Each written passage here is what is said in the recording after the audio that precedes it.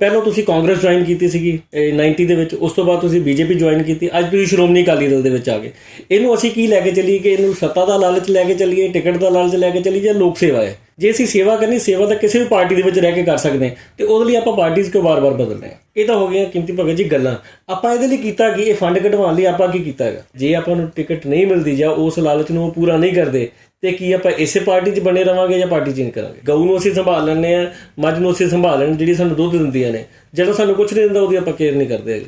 ਉਹਨਾਂ ਨੇ ਭਗਤ ਚੂਨੀ ਲਾਲ ਦੀ ਜਿਹੜੀ ਛਵੀ ਸੀ ਉਹਨਾਂ ਨੂੰ ਵੀ ਦਾਗਦਾਰ ਕਰਨ ਦੇ ਵਿੱਚ ਮਹਿੰਦਰ ਭਗਤ ਜੀ ਦਾ ਬਹੁਤ ਬੜਾ ਯੋਗਦਾਨ ਹੈ। ਤਾਂ ਬਾਦਲ ਸਾਹਿਬ ਦੇ ਤੁਸੀਂ ਕਾਫੀ ਮੁਰੀਦ ਲੱਗਦੇ ਹੋ। ਇੰਨੇ ਮੁਰੀਦ ਹੋਣ ਦੇ ਬਾਵਜੂਦ ਫਿਰ ਤੁਹਾਡਾ ਇੱਕ ਮੈਸੇਜ ਕੀ ਜਾਂਦਾ ਸੀਗਾ ਕਿ ਅਬ ਕੀ ਬਾਰ ਭਾਜਪਾ ਕੀ ਸਰਕਾਰ?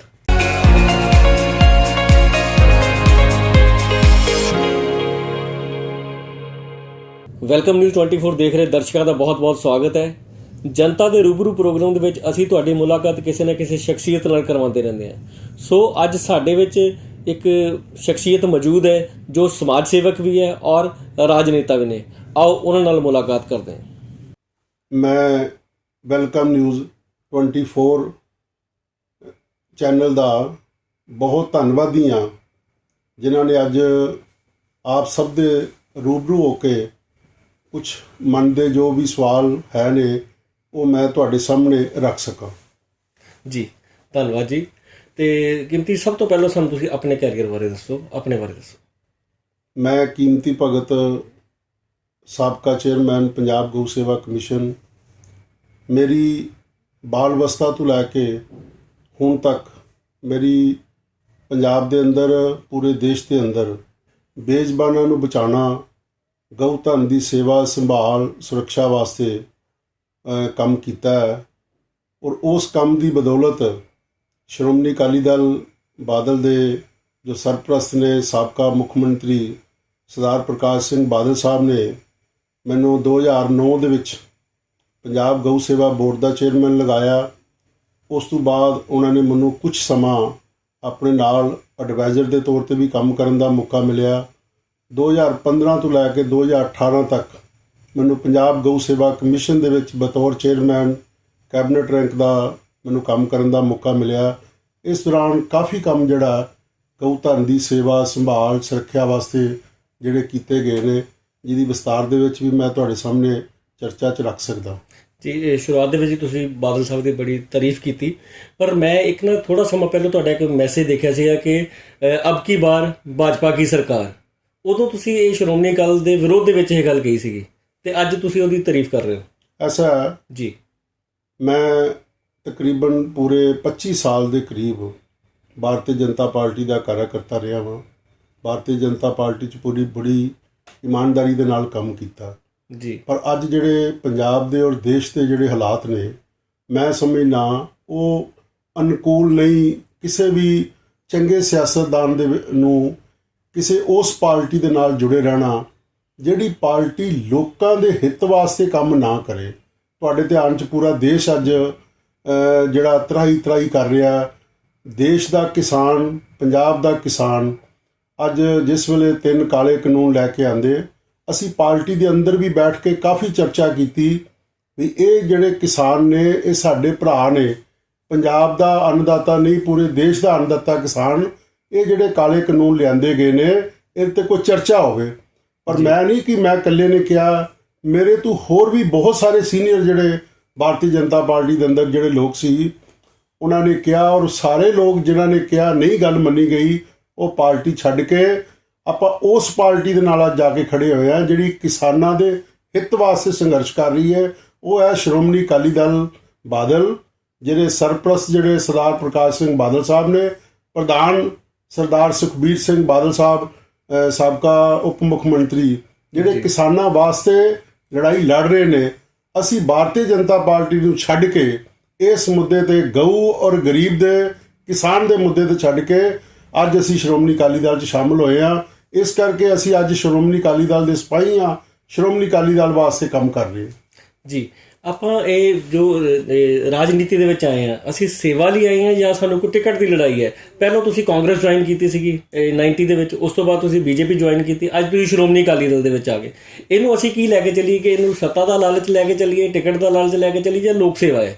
ਜੇ ਲੋਕ ਸੇਵਾ ਹੈ ਤਾਂ ਲੋਕ ਸੇਵਾ ਤਾਂ ਆਪਾਂ ਕਿਸੇ ਵੀ ਪਾਰਟੀ ਦੇ ਵਿੱਚ ਰਹਿ ਕਰ ਸਕਦੇ ਹਾਂ।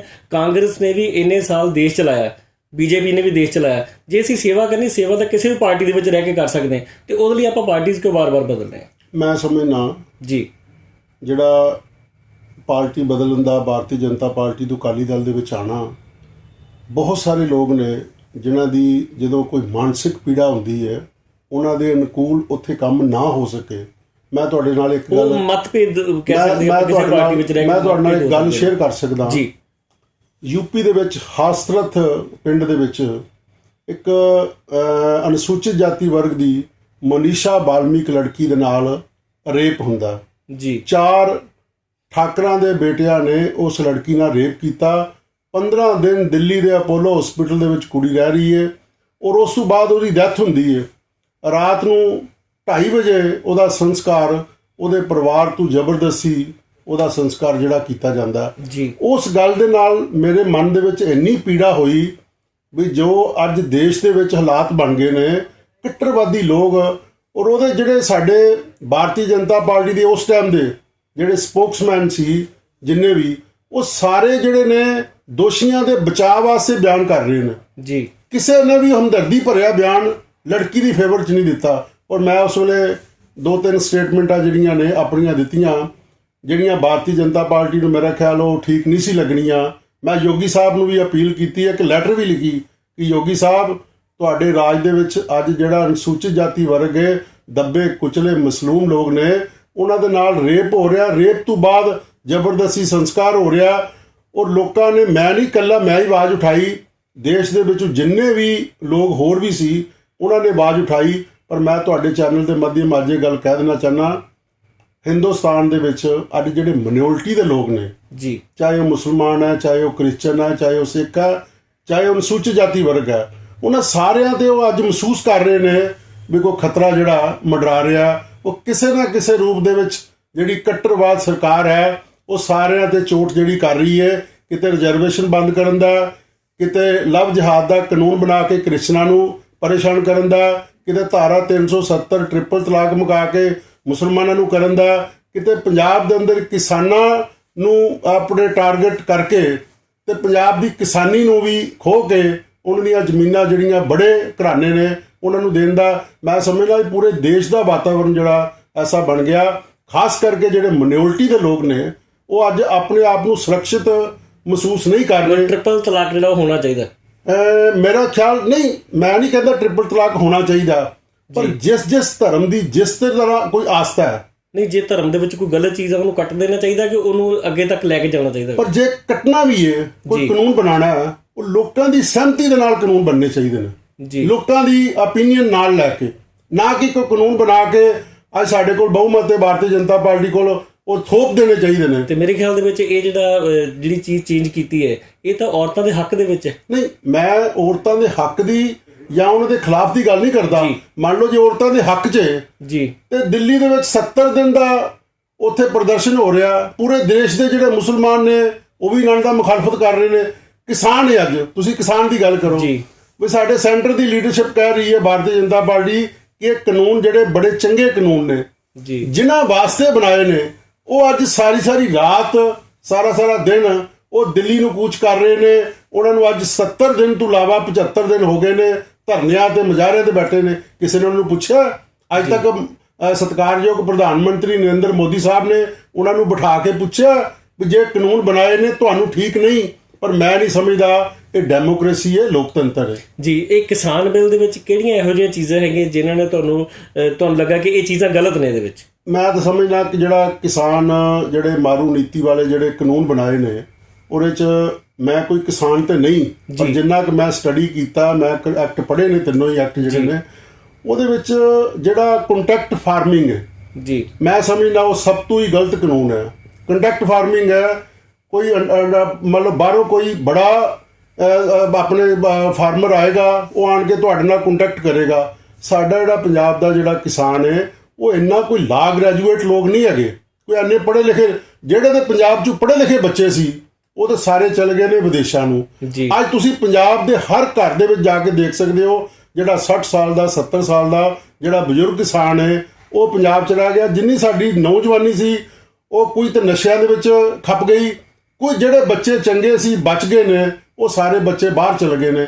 ਹੁਣ ਜਿਹੜਾ 70 ਸਾਲ ਦਾ ਆਦਮੀ ਹੈ ਉਹ ਜਿਹੜੀ ਬੜੀਆਂ ਮਲਟੀਨੈਸ਼ਨਲ ਕੰਪਨੀਆਂ ਨੇ ਉਹਨਾਂ ਦੇ ਨਾਲ ਕਿਸ ਤਰ੍ਹਾਂ ਮੁਕਾਬਲਾ ਕਰੇਗਾ ਲਾ ਦੇ ਮੁਤਾਬਕ। ਔਰ ਦੂਸਰਾ ਕੰਟੈਕਟ ਫਾਰਮਿੰਗ ਜਿਹੜੀ ਹੈਗੀ ਉਹਦੇ ਤੁਸੀਂ ਕੀ ਸਮਝਦੇ ਹੋ? ਕੰਟੈਕਟ ਫਾਰਮਿੰਗ ਹੈ ਕਿ ਕੋਈ ਵੀ ਆਏਗਾ ਔਰ ਕੰਟੈਕਟ ਕਰੇਗਾ ਕਿ ਮੈਨੂੰ ਆਹ ਵਾਲੀ ਫਸਲ ਚਾਹੀਦੀ, ਉਹਨੂੰ ਉਹ ਫਸਲ ਤਿਆਰ ਕਰਕੇ ਦੇ। ਇਹਦੇ 'ਚ ਨੁਕਸਾਨ ਕਿੱਥੇ ਹੈ? ਮੈਂ ਸਮਝਣਾ ਜਿਹੜਾ ਐਗਰੀਕਲਚਰ ਦਾ ਕੰਮ ਹੈ ਇਹ ਬਹੁਤ ਪ੍ਰੈਕਟੀਕਲੀ ਕੰਮ ਹੈ।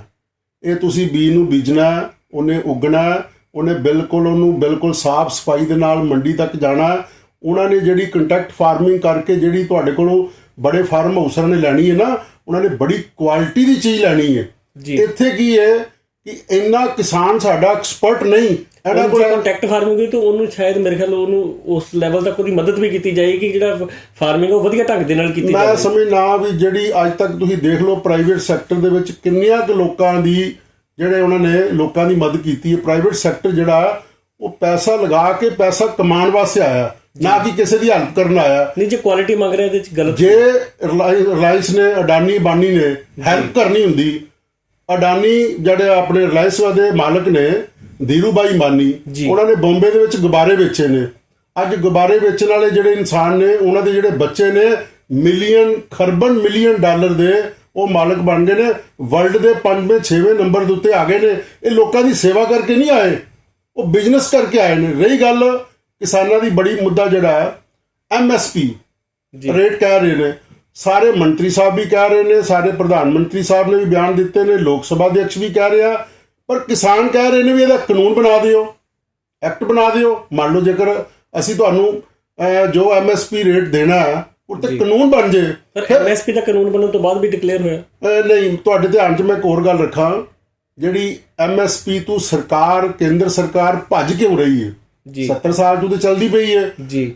ਉਹਨਾਂ ਨੂੰ 35,000 ਕਰੋੜ ਰੁਪਈਆ ਜਿਹੜਾ ਕਣਕ ਤੇ 42,000 ਕਰੋੜ ਰੁਪਈਆ ਝੋਨੇ ਤੇ ਹਰ ਸਾਲ ਗਵਰਨਮੈਂਟ ਨੂੰ, ਸਾਡੇ ਚੀਫ ਸੈਕਟਰੀ ਪੰਜਾਬ ਸਰਕਾਰ ਨੂੰ ਦੇਣਾ ਪੈਂਦਾ ਜੀ। ਗਵਰਨਮੈਂਟ ਉਸ ਗੱਲ ਤੋਂ ਪੱਲਾ ਝਾੜ ਰਹੀ ਹੈ।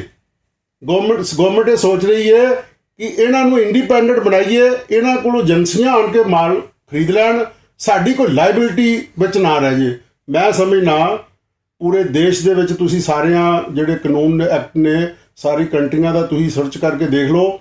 ਸਾਰੇ ਦੇਸ਼ ਦੀਆਂ ਦੁਨੀਆ ਦੀਆਂ ਜਿਹੜੀਆਂ ਕੰਟਰੀਆਂ ਨੇ, ਜਿਹੜੀਆਂ ਡਿਵੈਲਪ ਕੰਟਰੀਆਂ ਨੇ, ਉੱਥੇ ਉਹ ਕਿਸਾਨ ਨੂੰ, ਫਾਰਮਰ ਨੂੰ ਬਹੁਤ ਬੜੀਆਂ ਉਹਨਾਂ ਨੇ ਫੈਸਿਲਿਟੀਆਂ ਦਿੱਤੀਆਂ ਨੇ। ਨਾ ਕਿ ਉਹਨਾਂ ਨੇ ਕਿਸਾਨ ਨੂੰ, ਫਾਰਮਰ ਨੂੰ ਟਾਰਗੇਟ ਕੀਤਾ ਜੀ। ਟਾਰਗੇਟ ਨਹੀਂ ਕਰਨਾ ਚਾਹੀਦਾ, ਉਹਨਾਂ ਦੀ ਹੈਲਪ ਕਰਨੀ ਚਾਹੀਦੀ ਹੈ, ਉਹਨਾਂ ਨੂੰ ਬਿਠਾ ਕੇ ਪੁੱਛਣਾ ਚਾਹੀਦਾ। ਕੱਲ ਰਾਤ ਦੀ ਮੈਂ ਤੁਹਾਨੂੰ ਦੱਸ ਸਕਦਾ, ਕੱਲ ਰਾਤ 12 ਵਜੇ ਜੀ ਹਰਿਆਣੇ ਦੀ ਜਿਹੜੀ ਖੱਟਰ ਸਰਕਾਰ ਹੈ, ਜਿਹੜੇ ਕਿਸਾਨ ਆਪਣਾ ਮੁਜ਼ਾਹਰਾ ਕਰਨ ਦਿੱਲੀ ਜਾ ਰਹੇ ਨੇ। ਪੂਰੇ ਹਿੰਦੁਸਤਾਨ ਦੀ ਜਿਹੜੀ ਰਾਜਧਾਨੀ ਹੈ ਉਹ ਦਿੱਲੀ ਹੈ ਜੀ। ਕਿਸੇ ਵੀ ਧਰਮ, ਕਿਸੇ ਫਿਰਕੇ ਨੂੰ, ਕਿਸੇ ਸਟੇਟ ਦੇ ਵਿੱਚ ਵੀ ਕਿਸੇ ਵੀ ਆਦਮੀ ਨੂੰ ਪ੍ਰੋਬਲਮ ਜਿਹੜੀ ਜੇ ਸਟੇਟ 'ਚ ਹੱਲ ਨਹੀਂ ਹੋ ਰਹੀ ਤਾਂ ਉਹ ਆਪਣਾ ਦਿੱਲੀ ਵੱਲ ਨੂੰ ਕੂਚ ਕਰਦਾ। ਔਰ ਦਿੱਲੀ ਦੇ ਵਿੱਚ ਬਕਾਇਦਾ ਸੈਂਟਰ ਗਵਰਨਮੈਂਟ ਨੇ ਕਈ ਜਗ੍ਹਾ ਐਸੇ ਸਥਾਨ ਜਿਹੜੇ ਆਇਡੈਂਟੀਫਾਈ ਕੀਤੇ ਨੇ ਜਿੱਥੇ ਤੁਸੀਂ ਆਣ ਕੇ ਆਪਣਾ ਧਰਨਾ ਮੁਜ਼ਾਹਰਾ ਚਾਹੇ ਸਾਲ 6 ਮਹੀਨੇ 2 ਮਹੀਨੇ 1 ਮਹੀਨਾ ਕਰ ਸਕਦੇ ਹੋ। ਜੇ ਪੂਰੇ ਹਿੰਦੁਸਤਾਨ ਦੇ ਲੋਕ ਉੱਥੇ ਜਾ ਕੇ ਆਪਣਾ ਪ੍ਰੋਟੈਸਟ ਕਰ ਸਕਦੇ ਨੇ, ਕਿ ਪੰਜਾਬ ਦੇ ਲੋਕਾਂ ਵਾਸਤੇ ਪ੍ਰੋਟੈਸਟ ਬੰਦ ਕਿਉਂ ਕਰਨਾ? ਅਸੀਂ ਆਪਣੀ ਗੱਲ ਨਹੀਂ ਜਾ ਕੇ ਰੱਖ ਸਕਦੇ? ਗਏ ਨੇ। ਕੱਲ ਰਾਤ ਮੈਂ ਦੇਖਿਆ 80-80 ਸਾਲ ਦੀਆਂ ਮਾਤਾਵਾਂ, 30-30 ਸਾਲ ਦੀਆਂ ਵਿੱਚ ਸਾਡੀਆਂ ਭੈਣਾਂ ਵੀ, ਬਜ਼ੁਰਗ ਵੀ, ਨੌਜਵਾਨ ਵੀ, ਉਹ ਵਿਚਾਰੇ ਜਾ ਰਹੇ ਨੇ ਟਰਾਲੀਆਂ ਤੇ ਆਪਣਾ ਰਸਦ, ਰਾਸ਼ਨ ਪਾਣੀ ਨਾਲ ਲੈ ਕੇ। ਉਹਨਾਂ ਨੂੰ ਪਾਣੀ ਦੇ ਨਾਲ ਭੇਤਾ ਇੱਕ ਐਨੀ ਸਰਦੀ ਹੋਵੇ, ਇੱਕ ਉਹਨਾਂ ਦਾ ਆਪਾਂ ਕਰ ਕੀ ਰਹੇ ਹਾਂ? ਮੈਂ ਸਮਝਣਾ ਵੀ ਇਹ ਤੇ ਆਪਾਂ ਕੋਈ ਐਵੇਂ ਸੋਚ ਰਹੇ ਹਾਂ ਵੀ ਇਹ ਲੋਕਤੰਤਰ ਹੈ ਹੀ ਨਹੀਂ, ਡੈਮੋਕ੍ਰੇਸੀ ਹੈ ਹੀ ਨਹੀਂ, ਇਹ ਡਿਕਟੇਟਰਸ਼ਿਪ ਹੋ ਗਿਆ ਜੀ। ਮੈਂ ਸਮਝਣਾ ਸਰਕਾਰਾਂ ਨੂੰ ਪੰਜਾਬ ਦੇ ਕਿਸਾਨਾਂ ਦੇ ਨਾਲ, ਦੇਸ਼ ਦੇ ਕਿਸਾਨਾਂ ਨਾਲ ਹਮਦਰਦੀ ਵਾਲਾ ਰਵੱਈਆ ਅਪਣਾਉਣਾ ਚਾਹੀਦਾ, ਨਾ ਕਿ ਅੜੀਅਲ ਰਵੱਈਆ ਬਣਾ ਕੇ। ਔਰ ਸਰਕਾਰ ਨੂੰ ਉਹਦੇ ਵਿੱਚ ਕੋਈ ਲਾਭ ਪ੍ਰਾਪਤ ਨਹੀਂ ਹੋਣਾ, ਕਿਉਂਕਿ ਜੇ ਸਟੇਟ ਦੀ ਤੇ ਸੈਂਟਰ ਗਵਰਨਮੈਂਟ ਦੀ ਲੜਾਈ ਹੋਏਗੀ ਉਹਦਾ ਕੋਈ ਫਾਇਦਾ ਨਹੀਂ ਹੋਣਾ। ਫਾਇਦਾ ਤਾਂ ਹੀ ਕਿਸਾਨ ਦਾ ਹੋ ਸਕਦਾ ਜੇ ਉਹਨੂੰ ਅੱਛੇ ਵਾਤਾਵਰਣ ਦੇ ਵਿੱਚ ਗੱਲ ਕਰਕੇ ਜਿੱਥੇ ਉਹਦੀਆਂ ਸ਼ੰਕਾਵਾਂ ਨੇ ਉਹਨਾਂ ਨੂੰ ਦੂਰ ਕੀਤੀਆਂ ਜਾਣ। ਜੀ ਹੁਣ ਵਕਤ ਹੈ ਇੱਕ ਛੋਟੇ ਜਿਹੇ ਬ੍ਰੇਕ ਦਾ। ਬ੍ਰੇਕ ਤੋਂ ਬਾਅਦ ਫਿਰ ਹਾਜ਼ਰ ਹੋਵਾਂਗੇ।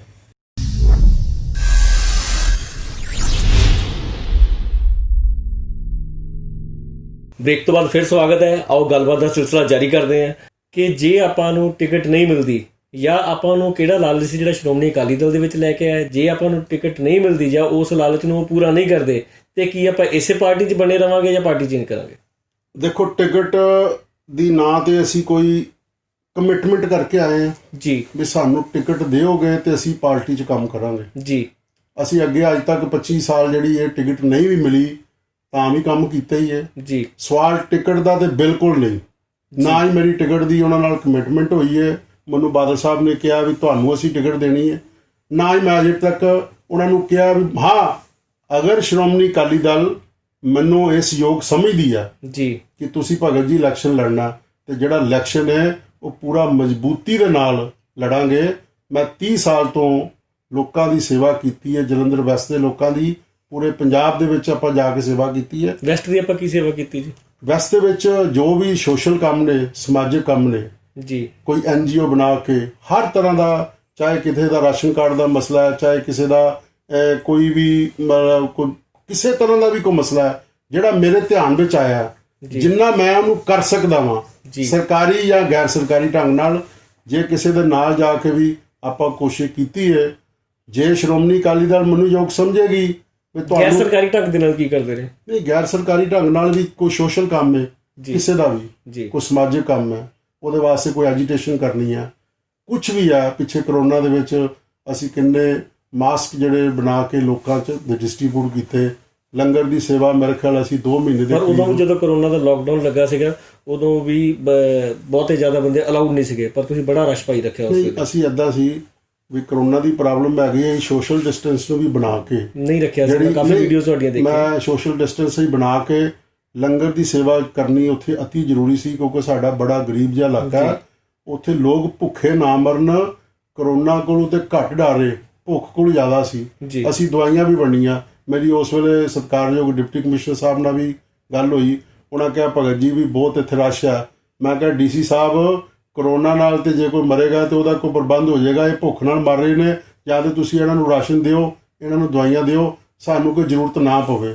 ਹੁਣ ਸਹੀ ਜਿਸ ਇਲਾਕੇ 'ਚ ਰਹਿੰਦੇ ਆ ਸਾਡੇ ਕੋਲ ਦੇਖਿਆ ਨਹੀਂ ਜਾ ਸਕਦਾ, ਅਸੀਂ ਉਹਨਾਂ ਲੋਕਾਂ ਦੀ ਸੇਵਾ ਜਿਹੜੀ ਹੈ ਕਰਨੇ ਆ। ਹਾਂ, ਅਸੀਂ ਸਰਕਾਰ ਦੀਆਂ ਗਾਈਡਲਾਈਨ ਜਿਹੜੀਆਂ ਉਹ ਵੀ ਸਮੇਂ ਸਿਰ ਉਹਨਾਂ ਨੂੰ ਵੀ ਨਿਭਾਇਆ ਪੂਰੀ ਤਰ੍ਹਾਂ। ਜੀ ਭਗਤ ਜੀ, ਤੁਸੀਂ ਪੰਜਾਬ ਗਊ ਸੇਵਾ ਕਮਿਸ਼ਨ ਦੇ ਵੀ ਚੇਅਰਮੈਨ ਰਹੇ ਹੋ, ਉਦੋਂ ਕਿਹੜੀਆਂ ਚੀਜ਼ਾਂ ਜਿਹੜੀਆਂ ਤੁਸੀਂ ਇਹਨਾਂ ਵਾਸਤੇ ਕੀਤੀਆਂ ਹੈਗੀਆਂ? ਮੈਨੂੰ ਪੰਜਾਬ ਗਊ ਸੇਵਾ ਕਮਿਸ਼ਨ 'ਚ ਸੇਵਾ ਕਰਨ ਦਾ ਮੌਕਾ ਮਿਲਿਆ। ਉਹਦੇ ਵਿੱਚ ਪੰਜਾਬ ਦੇ ਵਿੱਚ 512 ਦੇ ਕਰੀਬ ਜਿਹੜੀਆਂ ਗਊਸ਼ਾਲਾ ਨੇ, ਉਹਨਾਂ ਦੇ ਅੰਦਰ 3,84,000 ਦੇ ਕਰੀਬ ਜਿਹੜਾ ਗਊ ਧਨ ਹੈ, 1,10,000 ਦੇ ਕਰੀਬ ਜਿਹੜਾ ਗਊ ਧਨ ਪੰਜਾਬ ਦੀਆਂ ਸੜਕਾਂ 'ਤੇ ਜਿਹੜਾ ਲਵਾਰਸ ਬੇਸਹਾਰਾ ਜਿਹੜਾ ਘੁੰਮ ਰਿਹਾ। ਔਰ ਪੰਜਾਬ ਇੱਕ ਡੈਰੀ ਸਟੇਟ ਹੈ, ਇੱਥੇ 28 ਲੱਖ ਦੇ ਕਰੀਬ ਜਿਹੜਾ 1572 ਜਿਹੜੇ ਸਾਡੇ ਫਾਰਮਰ ਨੇ ਉਹਨਾਂ ਦੇ ਕੋਲ ਹੈ। ਅਸੀਂ ਜਿਹੜੀਆਂ ਦੇ ਪਹਿਲੇ 512 ਗਊਸ਼ਾਲਾ ਸੀ, ਉਹਨਾਂ ਨੂੰ ਸਾਰੀਆਂ ਗਊਸ਼ਾਲਾ ਨੂੰ ਉਸ ਵੇਲੇ ਪੰਜਾਬ ਸਰਕਾਰ ਦੇ ਮੁੱਖ ਮੰਤਰੀ ਸਰਦਾਰ ਪ੍ਰਕਾਸ਼ ਸਿੰਘ ਬਾਦਲ ਸਾਹਿਬ ਜਿਹੜੇ, ਉਹਨਾਂ ਨੇ ਮੇਰਾ ਖਿਆਲ ਹੈ ਗਊ ਤੇ ਗਰੀਬ ਤੇ ਜਿਹੜਾ ਕੰਮ ਹੈ ਇੱਕੋ ਹੀ ਸਰਕਾਰ ਨੇ ਕੀਤਾ ਸੀ, ਸ਼੍ਰੋਮਣੀ ਅਕਾਲੀ ਦਲ ਦੀ ਸਰਕਾਰ ਨੇ। ਸਾਰੀਆਂ ਗਊਸ਼ਾਲਾ ਨੂੰ ਬਿਜਲੀ ਦੇ ਬਿੱਲ ਜਿਹੜੇ ਨੇ ਉਹ ਮੇਰਾ ਖਿਆਲ ਹੈ ਤਕਰੀਬਨ 13-14 ਕਰੋੜ ਰੁਪਈਆ ਜਿਹੜਾ ਉਹਨਾਂ ਨੂੰ ਮਾਫੀ ਕੀਤਾ। ਸਾਰੀਆਂ ਪੰਜਾਬ ਦੀਆਂ ਗਊਸ਼ਾਲਾ ਦੇ ਅੰਦਰ ਡਾਕਟਰੀ ਸੁਵਿਧਾ ਜਿਹੜੇ ਦੇਣ ਦਾ ਆਪਾਂ ਫੈਸਲਾ ਕੀਤਾ। ਗਊਸ਼ਾਲਾ ਦੀ ਜ਼ਮੀਨ ਖਰੀਦਣੀ ਹੈ, ਉਹਦੇ 'ਤੇ ਰਜਿਸਟਰੀ ਜਿਹੜੀ ਸਟੈਂਪ ਡਿਊਟੀ ਨਾ ਹੋਵੇ, ਉਹਦੇ ਵਾਸਤੇ ਬਾਦਲ ਸਾਹਿਬ ਨੇ ਆਰਡਰ ਕੀਤੇ।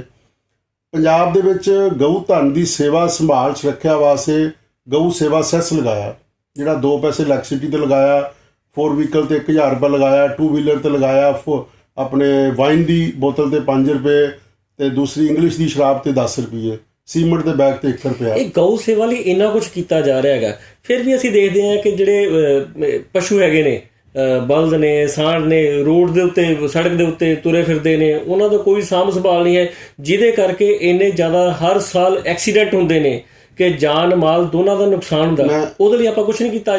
ਮੈਂ ਤੁਹਾਡੇ ਧਿਆਨ ਵਾਸਤੇ ਉਸੇ ਗੱਲ ਤੇ ਲੈ ਕੇ ਆ ਰਿਹਾ ਸੀ ਜੀ।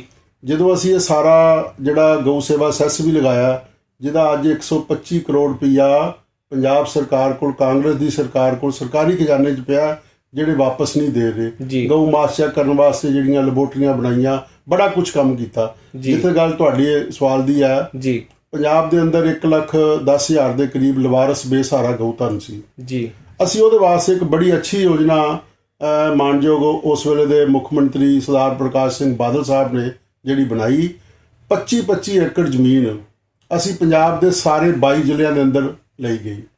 ਬਾਦਲ ਸਾਹਿਬ ਨੇ 40 ਕਰੋੜ ਰੁਪਈਆ 100 ਰਿਲੀਜ਼ ਕੀਤਾ, 1 ਕਰੋੜ 76 ਲੱਖ ਰੁਪਈਆ ਇੱਕ ਪੰਜਾਬ ਦੇ ਮਾਨਯੋਗ ਡਿਪਟੀ ਕਮਿਸ਼ਨਰ ਸਾਹਿਬ ਨੂੰ ਅਸੀਂ ਉਹ ਪੈਸੇ ਭੇਜੇ। ਉਹ ਸਾਰੀਆਂ ਗਊਸ਼ਾਲਾ ਬਣ ਕੇ ਤਿਆਰ ਹੋ ਗਈਆਂ।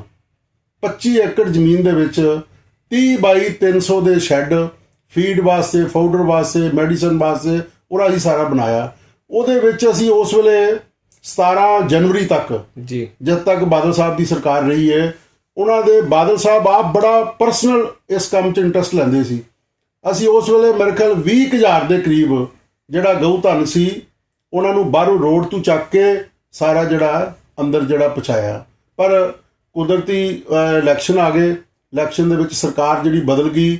ਮੈਂ ਸਮਝਦਾ ਕਾਂਗਰਸ ਦੇ ਜਿਹੜੀ ਕੈਪਟਨ ਸਾਹਿਬ ਦੀ ਸਰਕਾਰ ਹੈ, ਉਹਨਾਂ ਨੇ ਜਦ ਦੀ 3 ਸਾਲ ਦੀ 4 ਸਾਲ ਦੀ ਸਰਕਾਰ ਆਈ ਆ, ਇੱਕ ਵੀ ਗਊਧਨ ਅੰਦਰ ਨਹੀਂ ਲੈ ਕੇ ਗਏ, ਜਦ ਕਿ ਬਾਦਲ ਸਾਹਿਬ ਨੇ ਸਾਰਾ ਸਟਰਕਚਰ ਬਣਾਤਾ। ਨਹੀਂ, ਆਪਾਂ ਇਹ ਸਿਰਫ ਕਹਿਣ ਦੇ ਵਿੱਚ ਕਰ ਰਹੇ ਹੈਗੇ। ਅੱਜ ਤੋਂ ਜੇ ਪਿਛਲਾ ਸੀ ਡਾਟਾ ਵੀ ਕੱਢ ਕੇ ਦੇਖ ਲਈਏ, 2008 ਦਾ 9 ਦਾ, ਜੇ ਉਸ ਤੋਂ ਲੈ ਕੇ ਅੱਜ ਤੱਕ ਕੱਢ ਕੇ ਦੇਖ ਲਈਏ, ਬਹੁਤ ਜ਼ਿਆਦਾ ਐਕਸੀਡੈਂਟ। ਅਸੀਂ ਪਰਸਨਲੀ ਤੌਰ ਤੇ ਅਸੀਂ ਜਦੋਂ ਰੋਡ ਤੇ ਜਾਂਦੇ ਅਸੀਂ ਦੇਖਦੇ ਅਸੀਂ ਬੜੀ ਵਾਰੀ ਬਚਦੇ ਹਾਂ ਕਿ ਗੱਡੀ ਨੂੰ ਬੜੇ ਤਰੀਕੇ ਦੇ ਨਾਲ ਬਚਾਉਣਾ ਪੈਂਦਾ ਕਿ ਸਾਹਮਣੇ ਕੋਈ ਪਸ਼ੂ ਆ ਰਿਹਾ ਹੈਗਾ ਤਾਂ ਨੁਕਸਾਨ ਹੁੰਦੇ ਨੇ, ਔਰ ਸਾਡੇ ਦੇਖਦੇ ਦੇਖਦੇ ਬੜੇ ਨੁਕਸਾਨ ਹੋਏ। ਦੇਖੋ ਐਸਾ ਰੋਜ਼ ਅਖਬਾਰਾਂ ਤੁਸੀਂ ਪੜ੍ਹ ਲਓਗੇ, ਇੱਕ ਐਕਸੀਡੈਂਟ ਦੀ ਖਬਰ ਕੋਈ ਨਾ ਕੋਈ ਇਦਾਂ ਦੀ ਆਏਗੀ। ਐਸਾ ਜਿਹੜੀ ਵੀ ਕੋਈ ਪਲਾਨ ਕੋਈ ਬਣਦੀ ਹੈ, ਜੀ ਕੋਈ ਗਵਰਨਮੈਂਟ ਦੀ ਸਕੀਮ ਬਣਦੀ ਹੈ, ਉਹਦਾ ਟਾਈਮ ਬਾਉਂਡ ਹੁੰਦਾ। ਉਹਦੀ ਇੰਪਲੀਮੈਂਟੇਸ਼ਨ ਜਿੰਨੀ ਦੇਰ ਉਹ ਸਾਰੇ ਜਿਹੜੇ ਪਿੱਛੇ ਉਹਦੇ ਸੋਰਸਸ ਚਾਹੀਦੇ ਨੇ ਉਹ ਸਾਰੇ ਚਾਹੀਦੇ ਨੇ ਤਾਂ ਉਹ ਜਿਹੜੀ ਇੰਪਲੀਮੈਂਟੇਸ਼ਨ ਹੋ ਸਕੇਗੀ।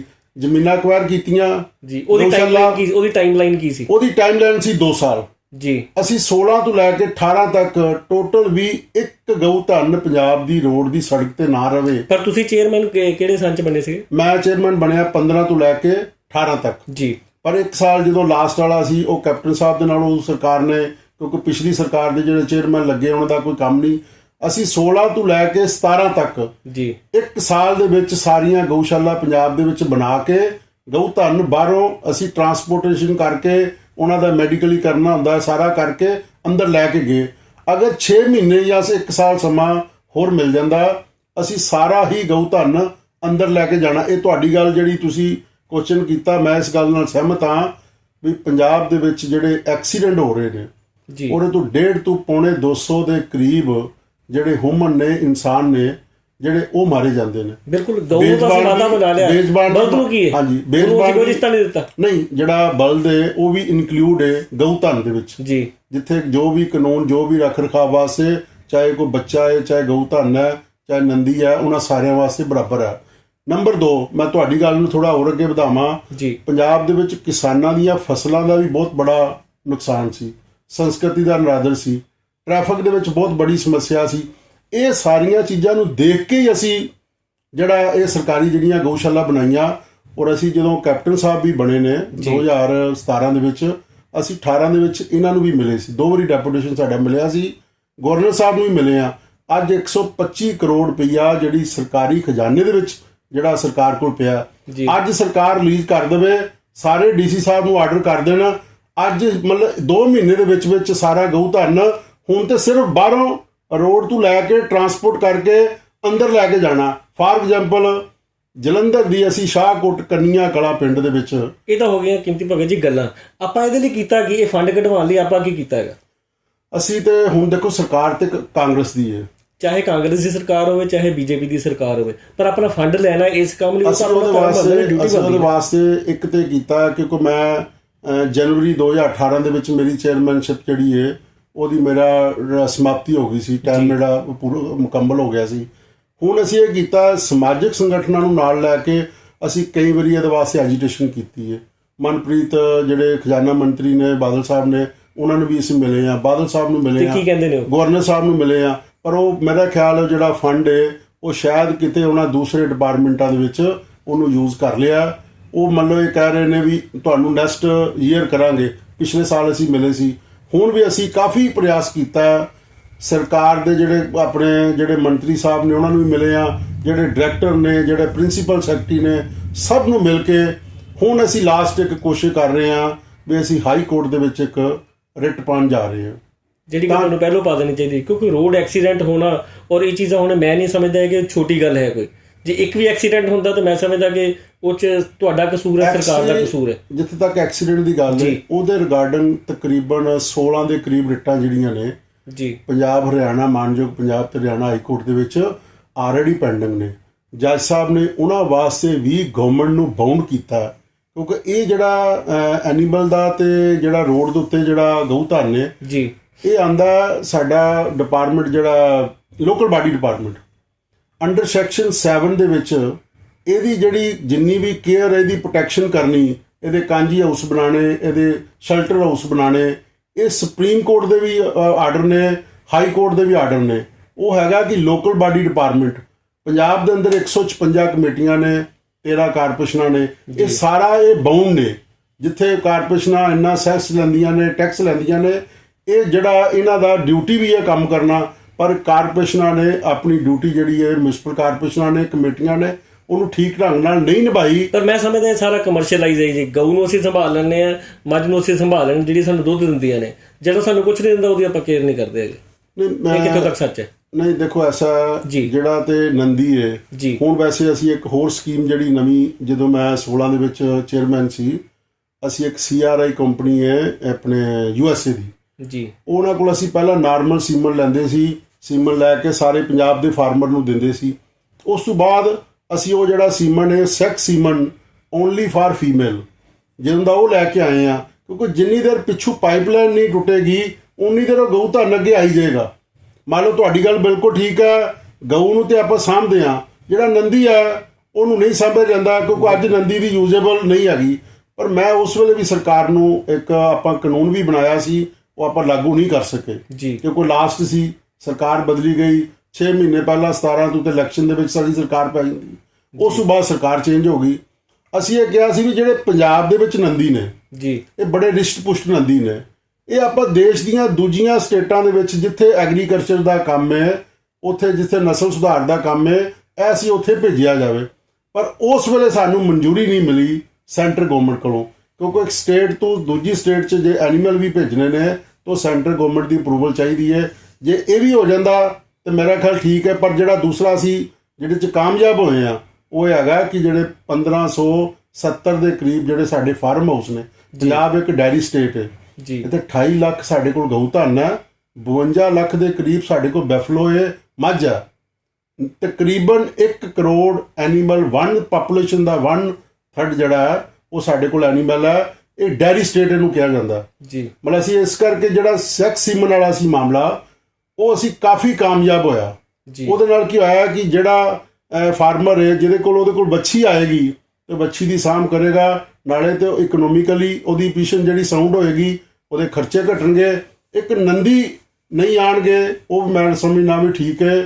ਇਹਦੇ ਵਾਸਤੇ ਪ੍ਰਯਾਸ ਸਰਕਾਰ ਨੂੰ ਵੀ ਤੇ ਸਮਾਜਿਕ ਸੈਕਟਰ ਦੇ ਲੋਕਾਂ ਨੂੰ ਵੀ, ਜਿੰਨੀਆਂ ਪੰਜਾਬ 'ਚ ਗਊਸ਼ਾਲਾ ਨੇ, ਤਾਂ ਕਿ ਇਹਦੇ ਵਾਸਤੇ ਐਜੂਕੇਟ ਸਾਨੂੰ ਵੀ ਹੋਣਾ ਪਏਗਾ, ਸਰਕਾਰ ਨੂੰ ਵੀ ਹੋਣਾ ਪਏਗਾ, ਕਿਉਂਕਿ ਇਕੱਲੀ ਸਰਕਾਰ ਵੀ ਨਹੀਂ ਕਰ ਸਕਦੀ, ਇਕੱਲਾ ਕੋਈ ਪਰਸਨਲ ਕੋਈ ਵਿਅਕਤੀ ਵੀ ਨਹੀਂ ਕਰ ਸਕਦਾ। ਦੋਨੋਂ ਰਲ ਕੇ ਕਰਨਗੇ ਇਹ ਕੰਮ ਤਾਂ ਕਾਮਯਾਬ ਹੋ ਸਕਦਾ ਜੀ। ਬਿਲਕੁਲ ਠੀਕ। ਮਹਿੰਦਰ ਭਗਤ ਜੀ ਨੇ ਭਗਤ ਬਰਾਦਰੀ ਵਾਸਤੇ ਕੀ ਕੀਤਾ? ਮੇਰਾ ਖਿਆਲ ਜੋ ਕੀਤਾ ਉਹ ਤੇ ਸਾਰੀ ਦੁਨੀਆ ਦੇ ਵਿੱਚ ਚਰਚਾ ਹੈ।